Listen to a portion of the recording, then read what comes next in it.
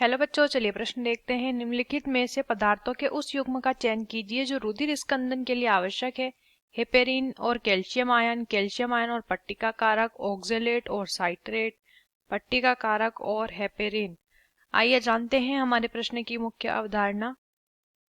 यहाँ लिखते हैं मुख्य अवधारणा।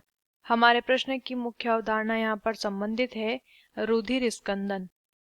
रुधिर स्कंदन के बारे में हमें बताना है। ठीक है, रुधिर स्कंदन एक प्रक्रिया होती है हमारे शरीर में। जब भी कहीं शरीर के किसी भाग में चोट लग जाती है तो चोट लगने के बाद वहां उस भाग से क्या होता है, रक्त का बहाव होता है।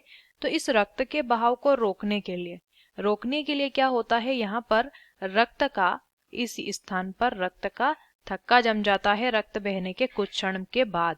तो ये जो रक्त का थक्का जमता है, इस प्रक्रिया को ही रुधिर स्कंदन के नाम से जाना जाता है। और यहाँ पे क्या होता है, एक थक्के यानी एक क्लॉट का निर्माण हो जाता है जिसकी वजह से रक्त का बहाव रुक जाता है।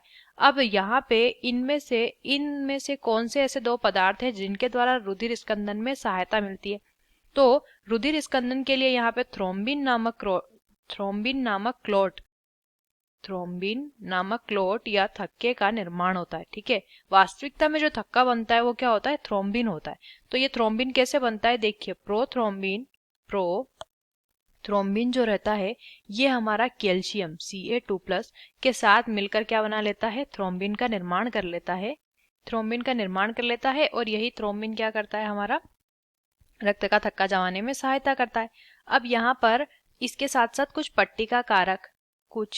पट्टिका कारक भी यहाँ पर भाग लेते हैं। तो पहला विकल्प देखिए, हेपेरिन और कैल्शियम आयन। हेपेरिन जो होता है वो प्रति स्कंदन कारक होता है, यानी कि रक्त का थक्का नहीं जमने देता है। तो ये तो हमें प्रश्न में नहीं पूछा, दूसरा विकल्प हमारा सही होगा। ऑक्जेलेट और साइट्रेट भी रक्त का थक्का जमने में मदद नहीं करते।